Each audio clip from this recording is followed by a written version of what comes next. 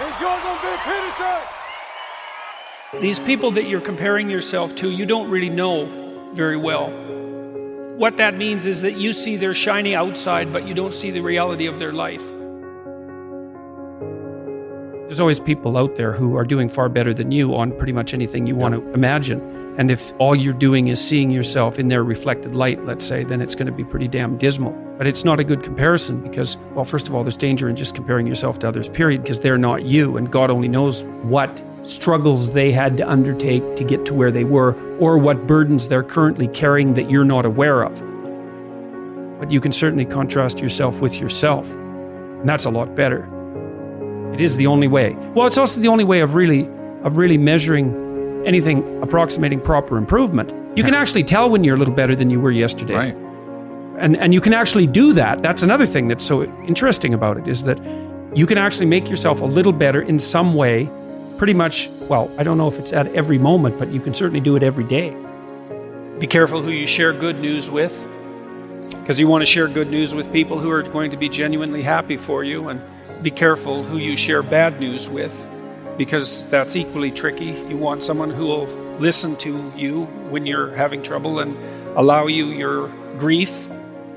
Beauty calls people to their higher being, I would say, and to make friends with beauty is to introduce yourself very carefully to one of the mysteries of life that make it worth living. There's never been a better time for the majority of people to be alive, and the future, although we're vulnerable and terrible things can always happen to us, it's hard to make a case that the future doesn't look comparatively positive. We're becoming extremely technologically sophisticated, and the world is changing at an incredibly rapid rate, and the only way we're going to be able to manage that in a positive way is if each of us, or as many of us as possible, are capable of making wise and careful and truthful decisions. And if we do that, then maybe things can continue to improve.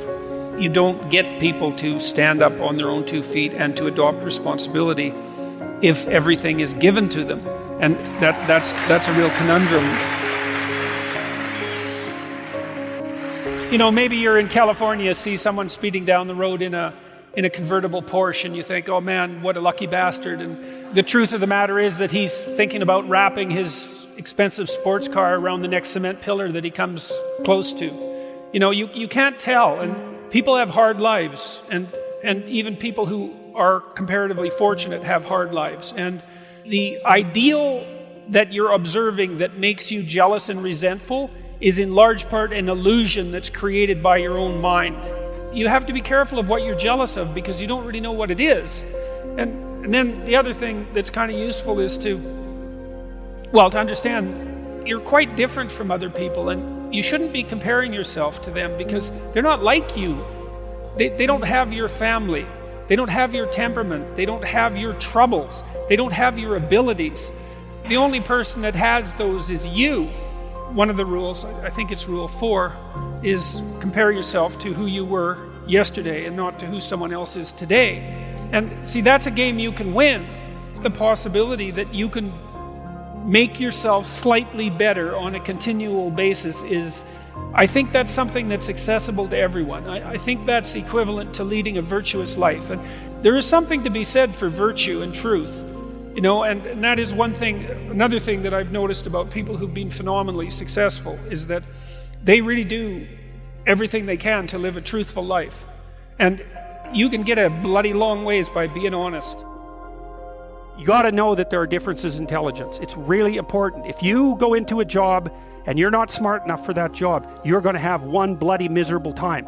And you're going to make life wretched for the people around you because you won't be able to handle the position. But what you really want to do, as far as I can tell, if you want to maximize your chances for both success and let's say well-being, is you want to find a strata of occupation in which you would have an intelligence that would put you in the upper quartile.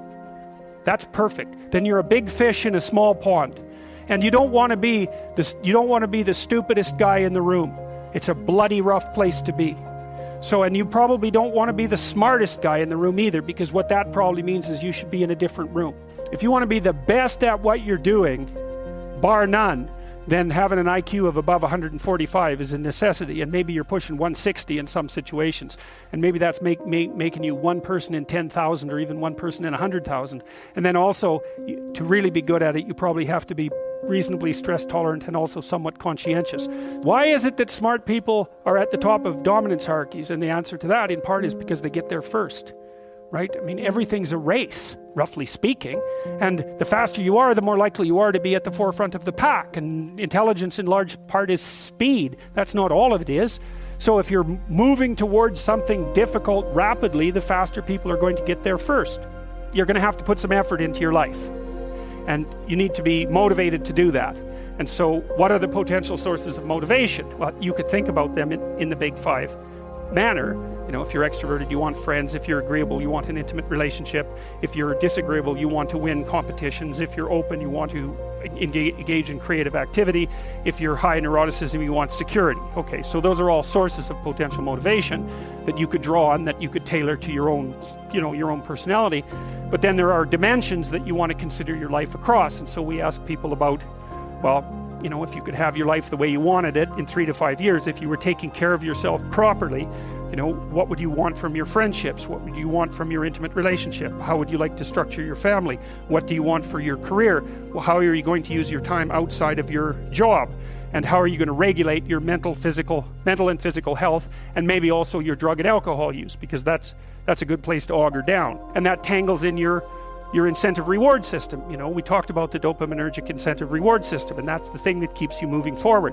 And the way it works is that it works better if it produces positive emotion when it can see you moving towards a valued goal. Okay, well, what's the implication of that? Better have a valued goal, because otherwise you can't get any positive motivation. Most creative people fail at producing their creative product and monetizing it. Right? So your default position, if you're a creative person, is you're going to fail. And that's because it's hard to come up with something new, and it's hard to present it to the market at the right time, and it's hard to market it. Like, those things are really, really difficult.